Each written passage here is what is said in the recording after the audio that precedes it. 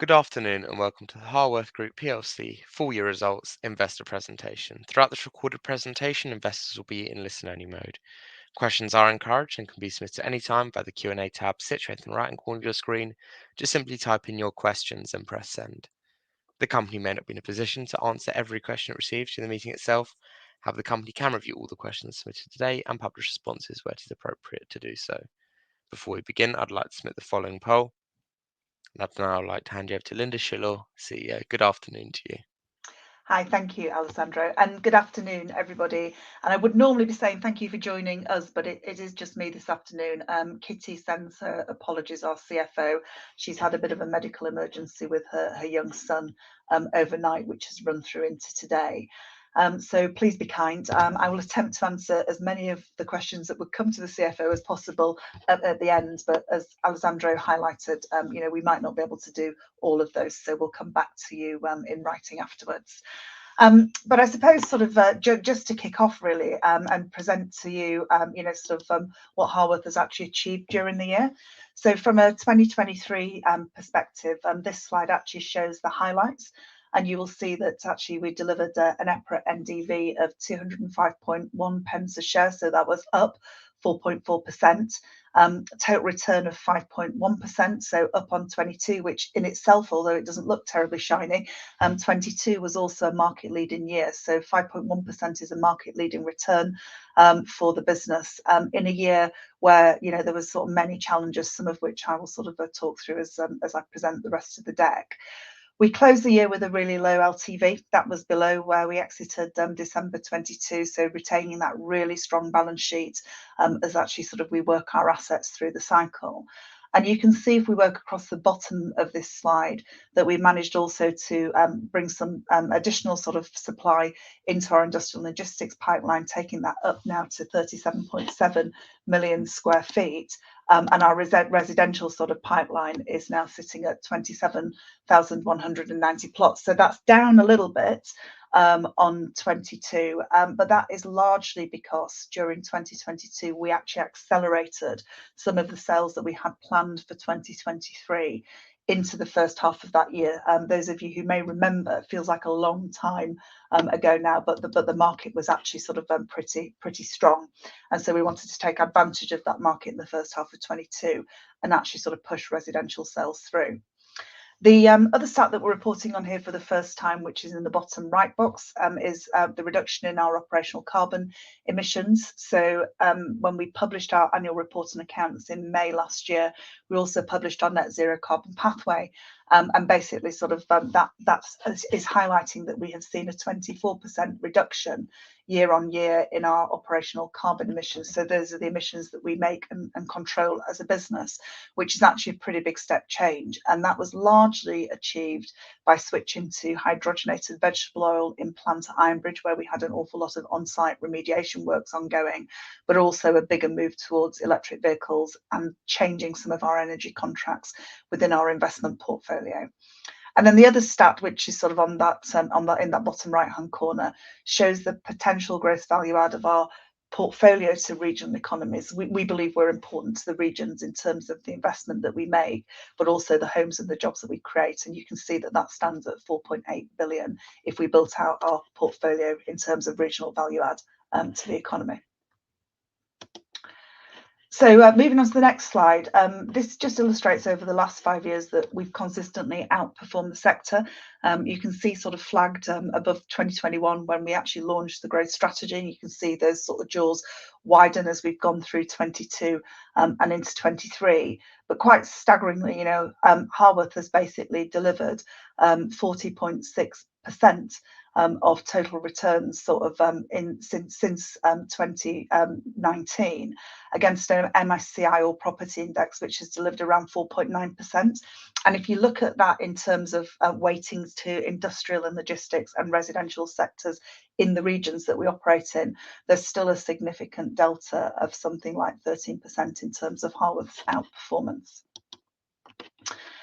So if we look at the sort of at the strategy, and this slide gives you an update against our strategic drivers, which is sort of the dark blue sort of arrows down the left hand side of the chart. And then what you'll see is our performance in 2023, the ambition on the far right column as to where we want to be by the end of 2027. And actually, we've added sort of some detail in here in terms of how we're going to reach that ambition as we work through the sort of remaining years of our strategic plan. And I'll probably sort of say up front that we are on track to deliver that 1 billion of EPRA NDV by the end of 2027. You'll see, looking at this eagle-eyed amongst you will spot it is going to be a bit lumpy year to year as our sites are at different stages of production, and we're actually gearing up to bring some of the big industrial and logistics sites on stream. So in 2023, we only developed 193,000 square foot, sort of during the year, albeit we were on site. We're now on site with already to start a further 208,000 square feet. But importantly, the enabling works were underway during 2023 for 1.5 million square feet. So that's largely at our Chassley Valley site, but there's other sites such as Gateway 36 and Droitwich sitting in that number as well. And that is a critical component, and I'll bring it to life in a slide later in the deck. But that is an absolutely critical component of basically how we drive this portfolio forward to basically sort of step up and go through the gears to reach that billion by the 31st of December 2027. You'll see we sold fewer plots in 2023 than we had in 2022, so we're at 1,170 plots. But we continue to make really strong progress with our residential site sales. So that number's lower year on year because, as I've previously said, we accelerated some of the 2023 sales into 2022. But also we have not completed the build to rent portfolio sale in 2023 for reasons I'll later in the deck. But that was a really respectable sort of performance in a market that was actually quite challenging. And we sold those plots through 9 transactions to 6 different house builders. In the first half of the year, mainly regional house builders in the market. In the second half of the year, it was the nationals sort of came back in for selected purchasers.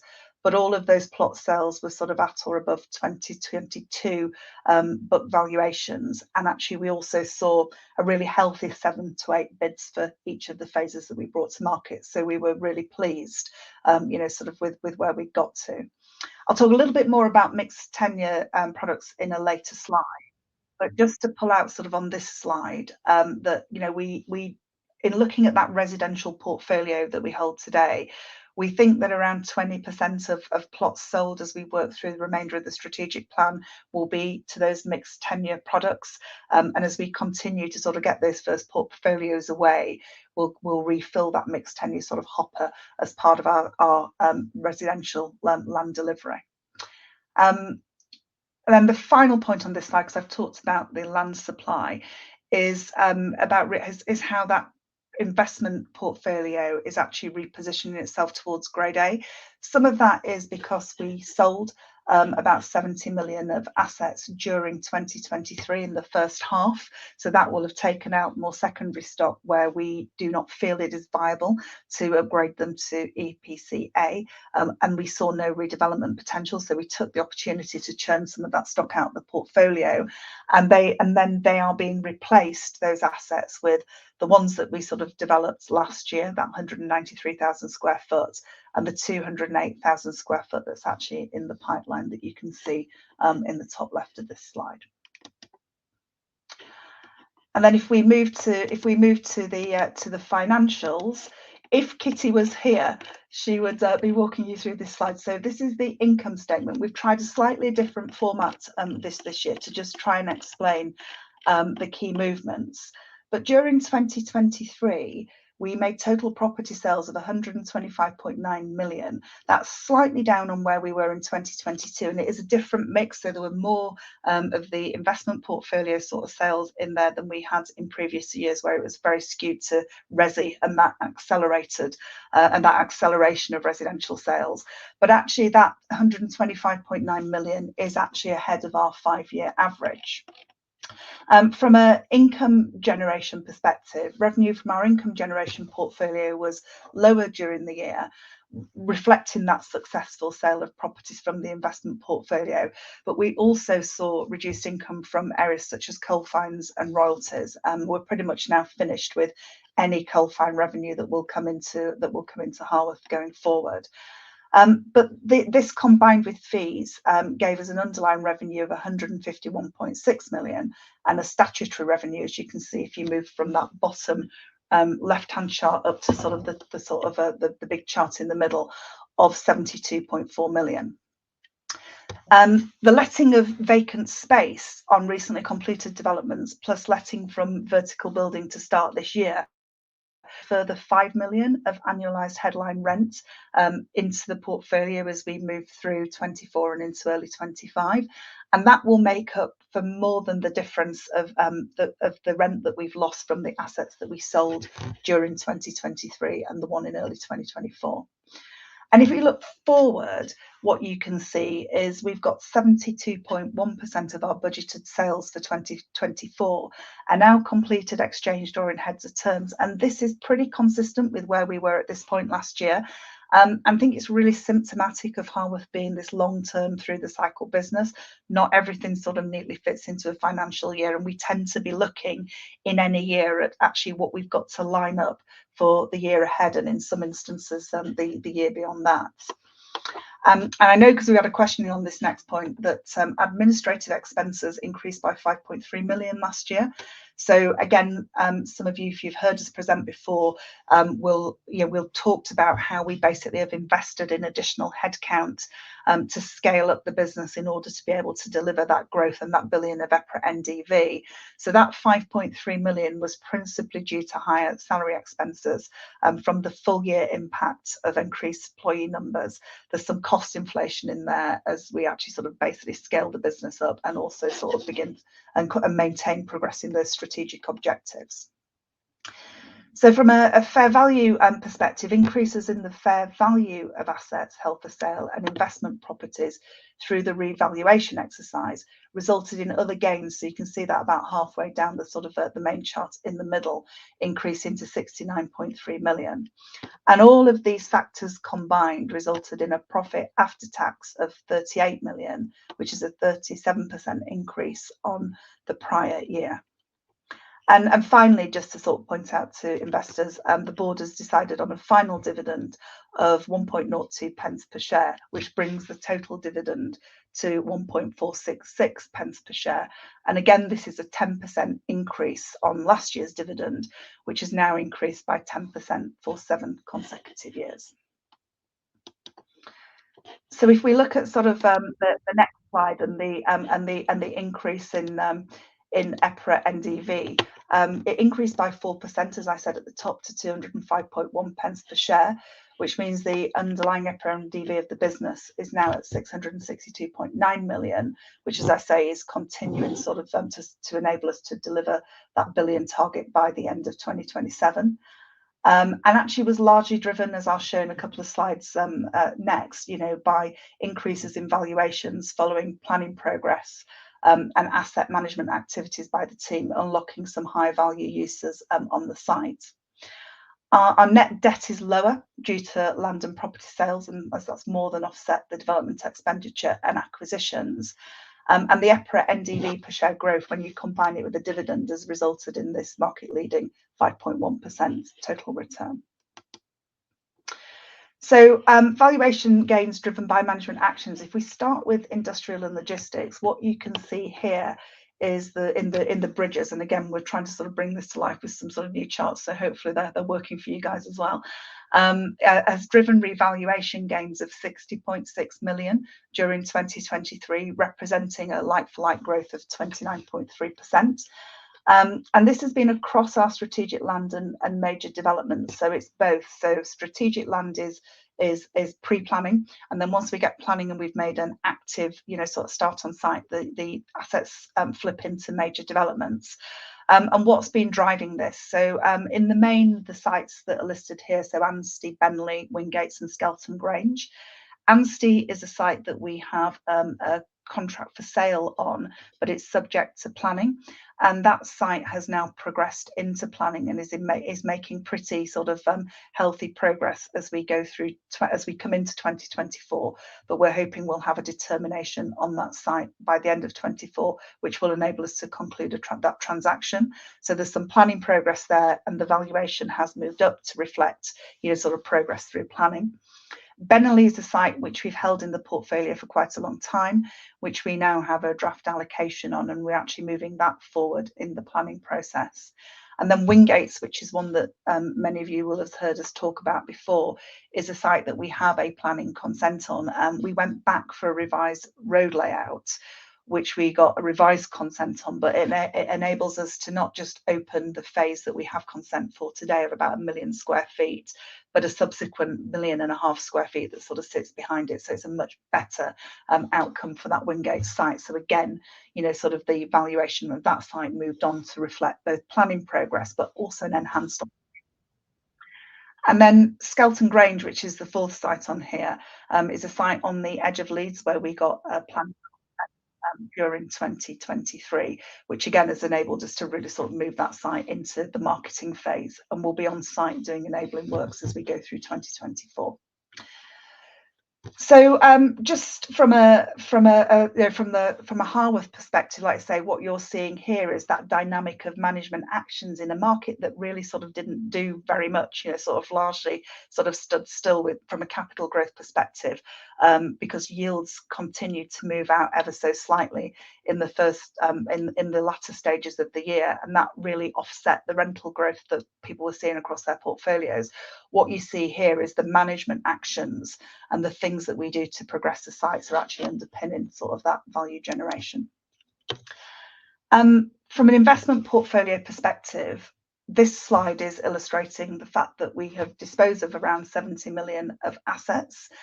And actually what you can see though is that the new leases that we have put in place and renewals and rent reviews that have taken place during the course of the year have added 2.1 million pounds per annum of rent to our income, but have also actually sort of added around just over 6 million of value to that portfolio. So that portfolio, like I say, is smaller than it was at this time last year. And we will see that as we work through our strategy. We will sort of sell when we feel it's the right time to sell and then grow and rebuild. But underlying, we're seeing sort of healthy growth in rents, both in terms of new leases on new stock, but also renewals and rent reviews. And we saw about a 16 or 17% increase in rents against passing or ERVs on those transactions that we completed during the year. Residential is a slightly different story, and you will see sort of, you know, with the two of these charts combined, that there are two things going on here. That from a strategic land perspective, we actually saw, you know, some revaluation increases and in that land portfolio. So this is pre-planning, but sites that, you know, sort of we're making sort of progress against nonetheless. But actually in a market where residential house prices declined by about 1.8% over the year, it was a bit of a tougher market. We still saw healthy demand for our land product, and we were still making sales in line with our December 2022 book valuations. But if you look at the major developments bridge, you know, in the bottom right, what you'll see there is a small revaluation loss. And that really sort of reflects two things. One is transaction costs, because your book valuations do not actually include transaction costs. But the other one was actually an adjustment to our cost plans. You know, we've had 18 months now of sort of quite a lot of cost inflation feeding through. We're not sort of quite out of the woods yet. We've seen costs come in on vertical build, but actually on civils, on the sort of infrastructure and the stuff in the ground, they've proved to be a bit stickier. And the way that we appraise our sites is on a residual valuation basis. And, you know, what we do is allocate some of the costs associated with later phases, particularly for amenity space. And, you know, actually we are basically sort of budgeted for, you know, sort of right the way through the development of the site. And that means because we've taken lots of profit out of earlier phases of the site, but actually there's an element of that is basically released to sort of fund some of the amenity as we work through the later phases of the site. We've had to update the cost plans to reflect what's been going on in the market. So you'll see an element of cost inflation that we weren't looking at a year ago is actually reflected in those valuations that we undertook during 2023. In the scheme of things, it's actually sort of quite a small number, but actually, you know, that's the reason that the resi portfolio actually sort of moved back ever so slightly. And this slide again, sort of some of you will have seen this before, so shows the, the makeup of our portfolio, maybe sort of a bit more graphically, and does two things. Left-hand side, the donut shows that around 2/3 of our portfolio is industrial and logistics, whether it is in the investment portfolio in the dark green in the sort of top right, and then working through industrial and logistics major development land, and then through into industrial and logistics strategic land. And then on the sort of the blue colours are residential major development lands and strategic land plots. What's probably important to draw out on this slide, if we look at the table on the right, are a couple of things. We're trying to show here how we progress as we progress sites, we generate value. So strategic land per plot is worth around £5,000 a plot, sitting in that sort of very pale blue colour, sort of at around 11 o'clock. When it's got planning and it's transferred into major developments and we're investing in infrastructure, what you're seeing there is actually the valuation shift to on average around £34,000 a plot. And actually, sort of when we sell it, we're achieving sales prices of around £53,000 a plot.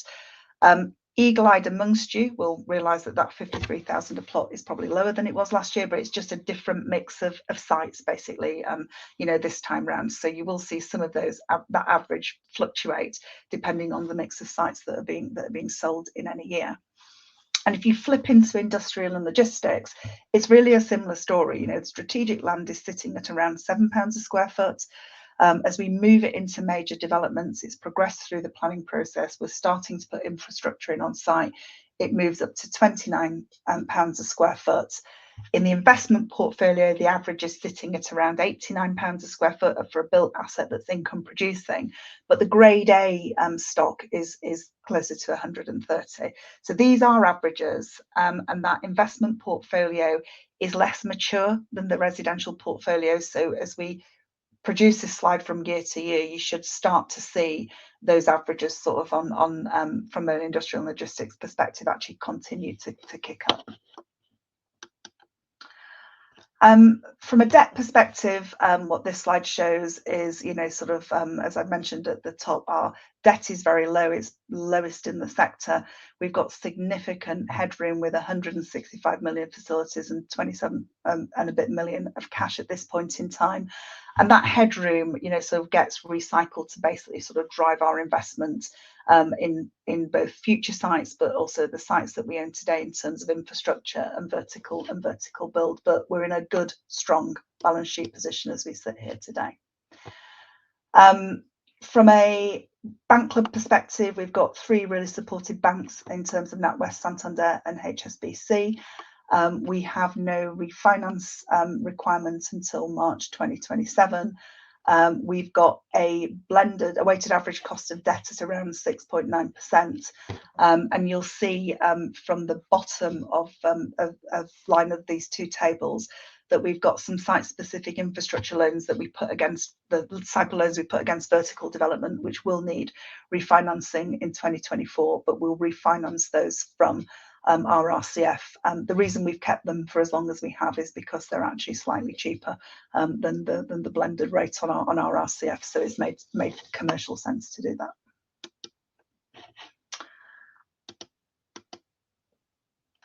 And then if I probably get on safer territory, which is back to the operational review as chief exec, what I'm hoping with the next few slides is that I actually just bring to life with you the momentum that's in the pipeline and actually the things that we will be doing to drive us to that billion. And again, this is a format of slides that we've used for the last sort of few presentations, and we hopefully find this sort of works for investors as well as it does for us. But this slide shows you our industrial and logistics portfolio, and this 37.7 million square feet of space, which sounds absolutely enormous. But actually, we've added a bar, which is that planning status bar sort of at the bottom on the left-hand side, to show investors that actually 2/3 of that portfolio is in the planning system at some point.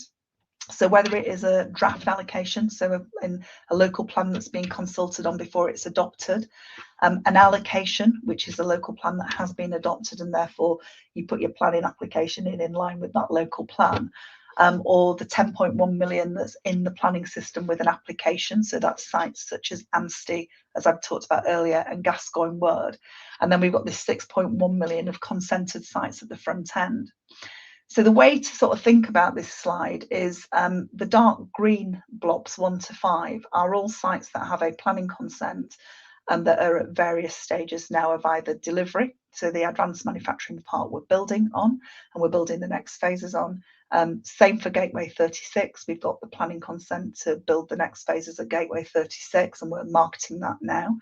And then Chatterley Valley, as I've mentioned earlier, we're on site doing the infrastructure works, which enable us to open that site up. There's about just over 1 million square feet to go at there. And then Wingates and Skelton Grange are the two others that have got consent that we will move on to site this year to do those enabling works. And it's really important that, you know, sort of when you think about us growing to that 800,000 square foot per annum on average, we can't do it from the advanced manufacturing park and Gateway 36 alone. So over the last couple of years, we're working really hard to basically sort of broaden that industrial and logistics pipeline so that we've got sites like Chatterley, Wingates and Skelton sort of coming on stream, but also not terribly far behind them, sites like Gascoigne Wood, which is still in the planning system, hopefully will come out soon. Planning application in for a site at Cinder Hill. And we'll be going in for planning on sites like Rothwell and Junction 15 and Northern Gateway as we go through 2024 and into 2025. So the more sites we have in production, the more volume that actually will be sort of pushing through, and that is actually how we're scaling this business up to get to that £1 billion of EPRA NDV. The other thing to probably just pull out on this slide is that Wingates and Northern Gateway. So Northern Gateway is a site that you probably will not have heard us talk about before, but we put it on this slide because it got allocated in the Greater Manchester Places for Everyone strategic plan in the middle of our investor roadshow last week, actually. So, and that gives us 2.5 million square feet of allocated space. That's our half of a 5 million square foot joint venture to work into planning in early 2025 and then get on site and develop as we get towards the end of our strategic plan period. Wingates, I flagged earlier that we had 1 million square foot with a consent, but actually we've got another 1.5 million again as part of that Places for Everyone strategic plan. So the reconfiguration of the road enables us to get into not just the front land where we had the consent, but the back land as well, which gives us far more flexibility in terms of the product that we deliver. And these sites are all going to start to come on stream as we work through the next few years in terms of delivery. Front end of the plan, we've got about 800 million of gross development value up to 2028. So there's a huge amount for us to go at. Some of which we'll build ourselves and we'll own, some of which we'll forward fund and we'll build for institutional investors, some of which we'll build for occupiers, some of which we may sell a phase or sell a plot to basically sort of drive the site forward. But it's that mix of things that will which will enable us to drive returns, but also sort of drive the growth of the business. And then from a investment portfolio perspective, just putting the metrics up here. So we've sold 70 million last year and another site at the beginning of this year. But what this slide is really showing you is that the metrics all remain really robust. You'll see we're driving weighted average rents on year to year, and that's that new stock and the impact of that, as well as the rent reviews that we've been progressing. You'll see the WALT is like, you know, sort of again is improved as that newer stock comes into the portfolio. Vacancy is really low at 1.2% across anything that hasn't been PC'd in the last 12 months. But the stuff that has been completed in the last 12 months is actually letting up quite nicely. And if any of you listened to us last year, we talked about the remaining plot at Bardon that was let during the sort of second half of last year. So that site is now fully let. And we've got one unit at Gateway 36 to let, and then sort of more of the newer stock that's come through at the advanced manufacturing park. But I think it's also fair to say that occupier interest has really sort of ticked up since after the summer last year. So we've got some really strong interest, and we're seeing rents still push on from previous highs at all of these sites. where we go now. And then this is the sort of residential version of the industrial and logistics slide that I talked to earlier. What you see with this is you've got an awful lot more sort of dark blue sort of numbers down the left-hand side in that table. And that's because this is a much more mature portfolio. We've got a lot more sites with planning consents. And so therefore we've got a lot more sites in production. And as we move forward over the next couple of years, you'll see a similar sort of picture start to come through on that industrial and logistics site. The one thing I would say again is in terms of, sort of what's the difference to look at between the two is you'll see on the residential planning status pipeline that we have a much higher proportion that's unallocated than in industrial and logistics. That's a function of the planning system. Residential consents are pretty much weaponized politically, locally, and it's slower and it's harder to sort of work some of these things through. That said, we have some acquisitions in legals which should change the sort of weightings as we move through 2024. So a couple of really exciting strategic partnerships, both of which already have an allocation, and also a former brownfield site, which actually, unusually for us, has an outline consent that we'll actually sort of be bringing into our portfolio as we work through 2024. Last couple of slides really now. From a planet and an ESG perspective, I've touched on what we've been doing on net zero carbon pathway and the carbon reductions. But in terms of Harworth and how we bring our sites forward, there is a really big focus on basically the sort of local communities and the communities that we create. And we've opened up a significant amount of acreage of new green space across our sites. We've opened up a learn to ride cycle track at Waverley in sort of the heart of the amenity. We're on site with the school at Colville, and at Olive Lane, which is also at Waverley. We've actually sort of now starting to build the health centre, a lot of the local shops, some offices, and some of the housing that sits around that central hub in the middle of the site. We're important, as I said before, to our regions. Our portfolio can actually deliver over 76,000 jobs into the regions and 85.2 million of business rates. And we work really hard with local authorities to make sure that we're delivering the right schemes and the right sort of products, sort of for them and what they want to grow in terms of employment and industry as well as housing. And then from a people perspective, we've had a busy year across a range of things, but looking at values, culture, behaviours, but also actually making sure that we're training and developing our people through their careers. So to conclude, where we sit today, we're really enthusiastic and massively optimistic about actually this business's ability to continue to drive on and deliver against the strategic targets that we've set and to reach that billion target by the end of 2027. I hope I've shown you in the presentation that we can self-propel that through the land bank that we own and control and the skills that we have across our teams to unlock the best uses and the best values from those sites. We have got a proven track record of delivering through the cycle and actually, more importantly, consistently delivering above market returns through the cycle, particularly in periods you can see the last couple of years where virtually everybody else has gone backwards and we've managed to stand still and move forwards, which I think is a testament to that long-term through the cycle approach, but our ability to take land and actually sort of work it through the system. And that low leverage and strong balance sheet are really well positioned to drive value from the markets and actually fund our growth as we go forward. So that's the presentation. I'd like to hand back to Alessandro to just brief you all on how to submit questions. I will start with a couple that we had submitted in advance actually, but I will do my best to answer as many as I can in terms of what have been coming through on the queue. Thank you. Perfect. Linda, thank you very much for your presentation. Ladies and gentlemen, please do continue to submit your questions just by using the Q&A tab, which is situated on the top right-hand corner of your screen.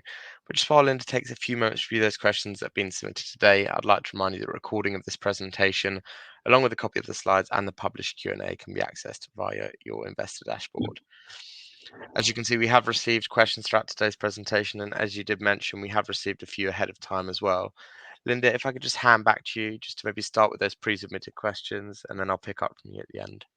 Okay, so I'll just read the question out that's been submitted and then sort of talk you through it. So the first question that we had was, with the launch of both the affordable housing and net zero home strategies in 2023, can you discuss the anticipated return profile and return on equity for these strategies and how they compare with Harworth's traditional land sale model? So that was the first question. So I think just to sort of recap a little bit, both the affordable homes, build to rent, net zero carbon homes, senior living, actually, when it comes, we're all part of our strategy to provide resilience to our product range and open access up to new growth markets.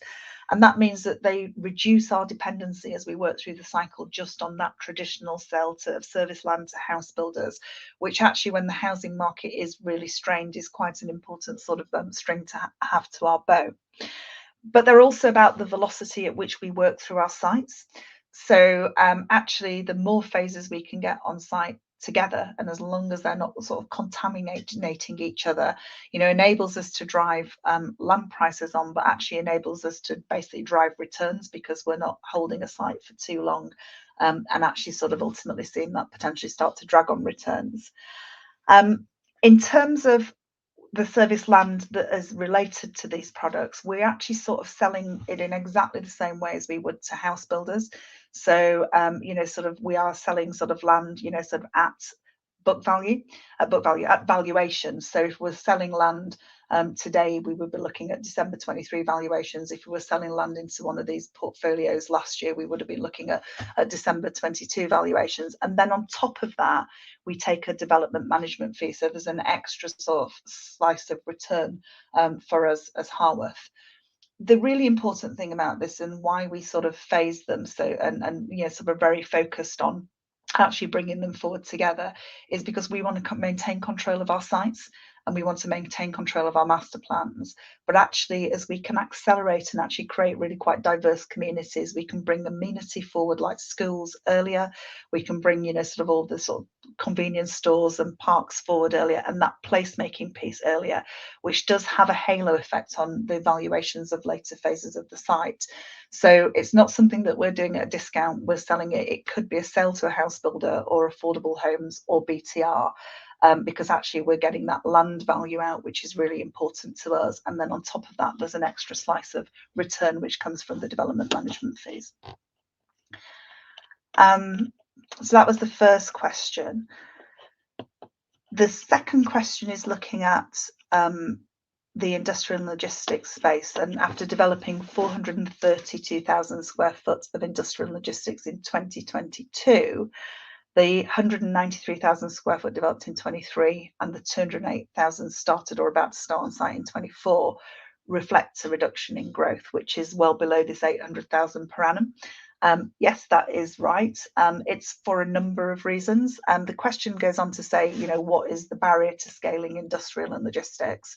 Are development economics unattractive? Market risk too high, or is it timing and planning? There is a little bit of everything in there. We took a decision. We were on site with spec as we exited 2022 at the Advanced Manufacturing Park. They're smaller units ranging from sort of 5,000 square foot to 40,000 square foot. So a product we're really familiar with. We pressed on and completed that, and we're in the process of letting those units up. But we took a decision not to start any more spec in 2023, but instead to focus, because of the stage our sites were at, on the infrastructure works to open up these sites such as Chatterley, the next phase at Gateway 36, and we've got some land down at Droitwich, which was a former investment portfolio asset which we plan to redevelop. So actually, we always knew, and 24 will be very similar, that we might be building less physical buildings as we went through 23 and 24, but we've been really focused on opening up these big sites that I've described earlier with and site enabling works and infrastructure, and we'll be marketing them as we go to secure the pre-lets to sort of kick into that next stage of building, and that should scale up relatively quickly if we've unlocked and opened those sites up and got them ready for production. Market risk is I would say in industrial and logistics, the market's pretty stable. Sort of institutional investors are back looking at product, but they're skewed to the grade A, so the sort of stuff that we're building. Occupiers are back looking at product, and again, it's skewed to grade A, the stuff that we're building. And in our markets, we've probably got less than a year's supply of stock. And obviously, like, not a huge number of people have been building any spec at any scale as we went through 2023. So there is a real opportunity as hopefully we go through 2024 and market conditions continue to improve, that we'll actually have sort of quite a lot of firepower to go into 25 and through 26 and 27 from the sites that we have. Planning is still painful, though. Having said that, we've had some glimmers of optimism in more recent weeks, with a lot of local authorities actually producing their draft plans, and we've got quite a lot of sites now with draft allocations in the industrial and logistics space. So it feels like it's moving, but actually the whole process of a planning application, as we've seen with Gascoigne Wood, is pretty slow. With a portfolio our size, we've got all sorts of things moving at all sorts of different speeds. Hence, we've got ourselves into a position where we can sort of kick on and start to build on some of these big sites. And then the next question is around admin expenses. So again, I've alluded to this earlier, that they increased significantly in 23 versus 22 as we've invested in the team. And the question is do we have the team and the infrastructure in place now to support scaling the business, or will we be adding more? So 2022 was a big year for us. The reason you've seen the number jump so much in 23 is that's the first year where we've had the full year effect of the hiring activity that went on in 22. And we really did scale the business to basically sort of get us into a position to sort of drive forward. We will have to continue to hire selectively in areas such as project management and development and planning, because our portfolio is growing. But also the number of sites that we will be active on will also be growing. So there will be some selective hiring in areas like that as we go forward. But we think the big jump, sort of was the one that we saw between 2022 and 2023. Let me just have a look on this. Sorry, I've got no one to read the questions in advance, so just bear with me. So there's a question here, which is the 5.1 million of annualized rent roll that will be added through the sites that are either where we've got vacancy, the new sites that have been built that are still vacant and we're letting them up, the stuff we're on site with this year, or the stuff we're about to go on site with. And it's saying, is that going to land this year? And which sites and how many square feet are being transferred into the investment portfolio to deliver these increased rents? Okay, so I can do this one. So that 5.1 million will probably some this year. So we've already got about 2.1 million of that 5.1 million sort of sitting, waiting to come in. And some, I suspect, will sort of trip into 2025. When we underwrite the development, we have a void period to let them up. And generally, all of the stuff that we're doing is is coming in within that underwrite period. So it's quite hard, sort of to build a building in the year and get it let and income producing in the year. We try really hard to do that, but actually we're marketing buildings as we build them to secure that pre-let so that we get that income coming in as early as possible. So the 5.1 should ramp up as we should ramp up towards that as we go through 2024, but some of that will come into 2025. The sites that we're talking about sort of in that are the we've got one unit to let at Gateway 36 at Barnsley, which is around 50,000 square foot, and we've got heads of terms out, sort of on that, and some pretty serious interest. We've got a number of units from the speculative development at the Advanced Manufacturing Park, which we're in the process of marketing and again letting up, and we've got good interest, healthy level of interest there actually.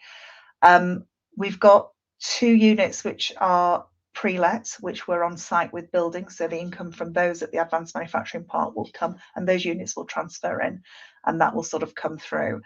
And we've got a build to suit unit for an occupier who basically bought the land and we're building them in units, so that's theirs and it's off the books. And the other sites that fit in that mix are some that we will start opening up at Chatterley in terms of the sort of smaller multi-unit phase.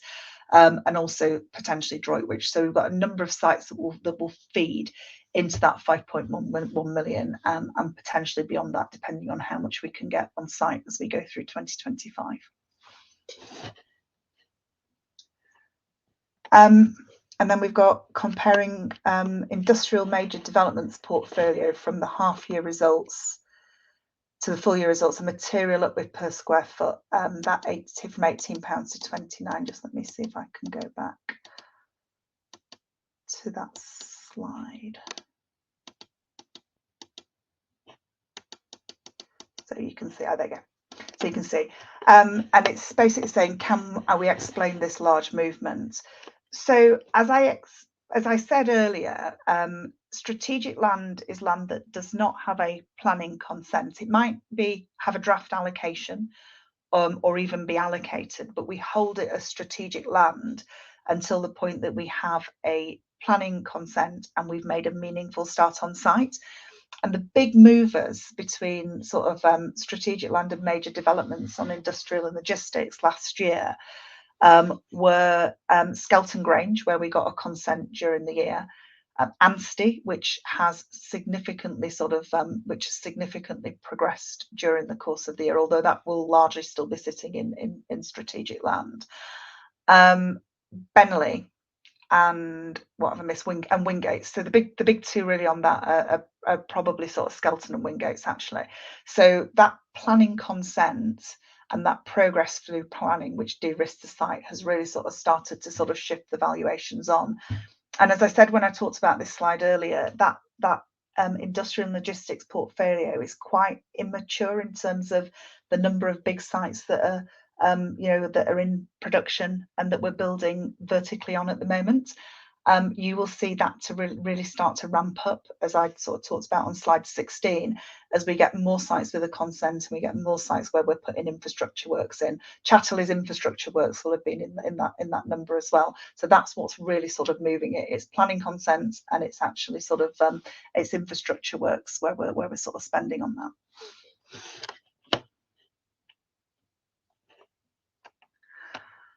And then I've got a question around how are we looking to balance the business going forward with home buyer demand and protracted negotiations in industrial potentially being a drag? It's an interesting question, actually.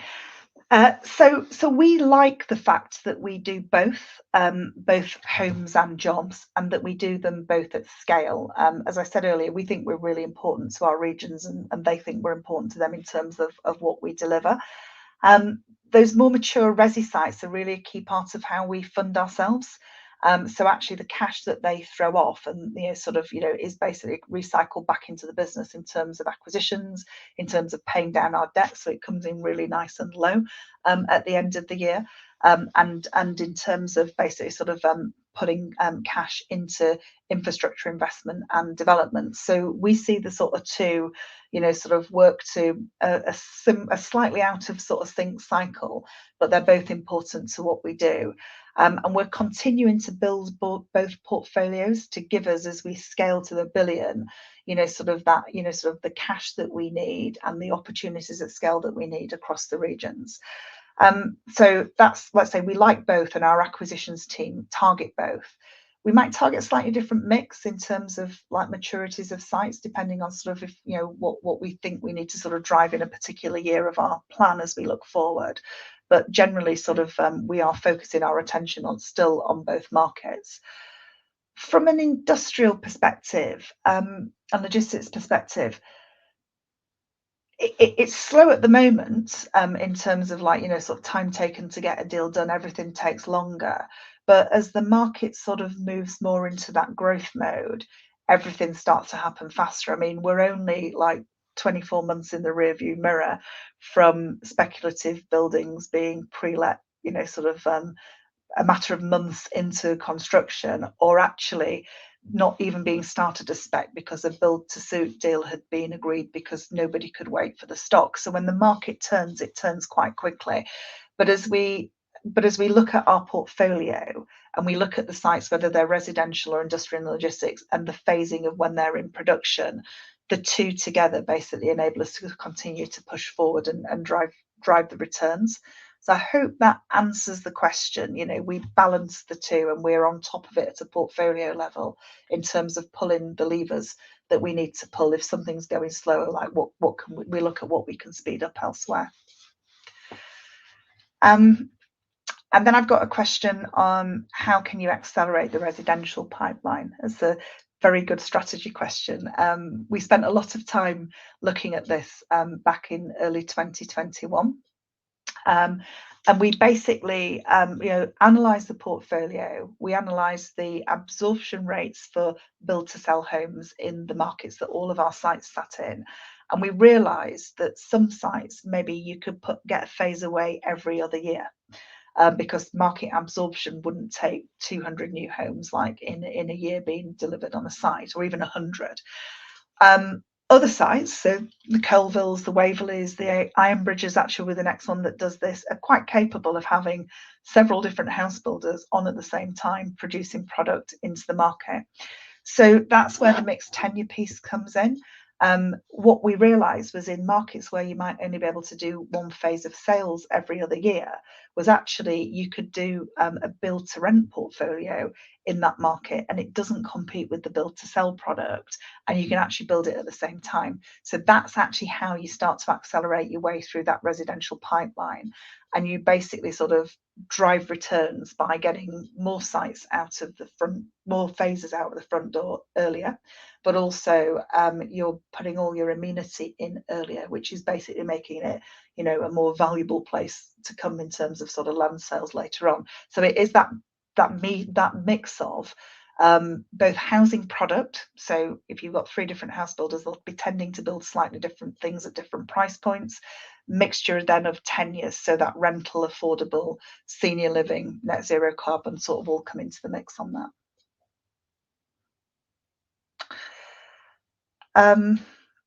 Then I've got a question on, with the upgrades to the portfolio increasing grade A assets to 37%, what's the target by the year end?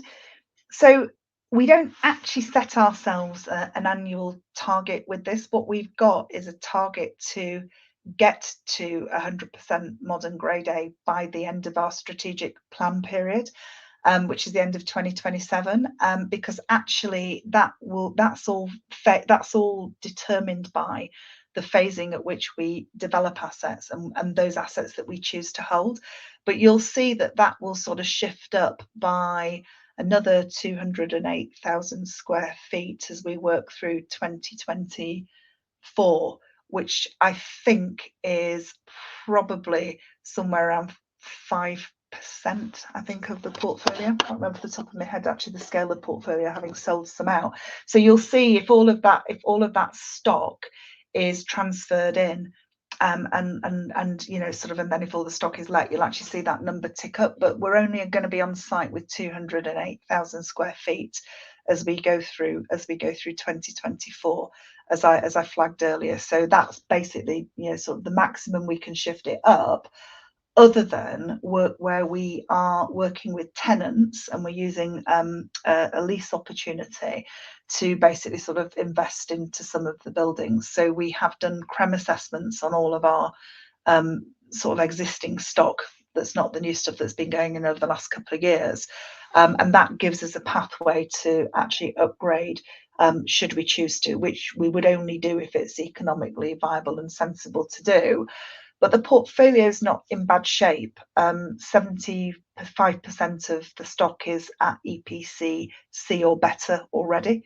So it's not that big a leap, with some of the existing stock that's not new, actually to sort of to move it up. So I say you'll see it move with the new stock coming in, but we don't set a specific target because you should see it really ramp up as we go through the later years of the strategy.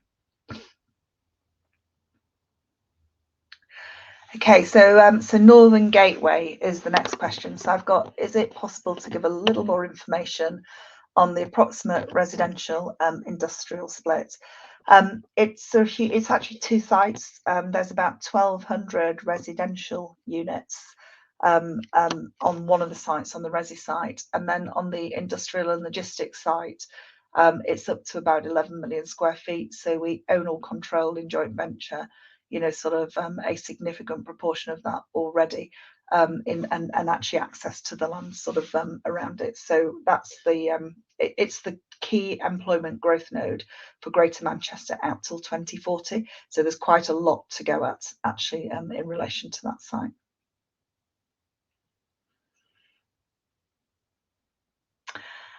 And then I've got a question that says, in terms of those sites or plots included in draft allocation and allocation currently, what is the assumption that these sites and plots are successfully granted planning and moved to consented?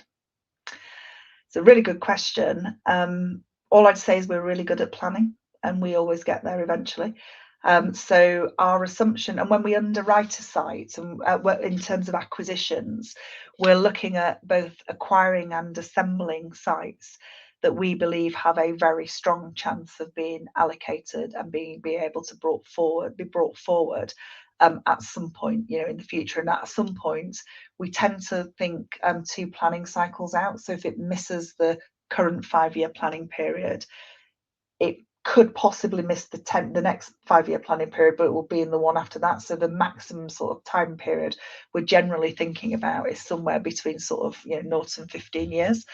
And if you took a site like Northern Gateway, actually, which is a great example, we have been assembling Places for Everyone has been going through the process for a decade. So this the spatial strategy, sort of across Greater Manchester, and we have been assembling that site for probably the best part of sort of 7 years. And I would say the same with Cinder Hill and the same with a number of our other sites. So that's really sort of one of our real skills, is assembling the right land in the right place at the right price, and then actually sort of walking it through the planning system successfully. It doesn't always work to plan. At the moment, we've got some stuff going faster than we underwrote. There'll always be some that go a bit slower. But again, with a portfolio of our scale, we sort of are managing that at a portfolio level, so we can take sort of sites doing different things to what we assumed were necessary.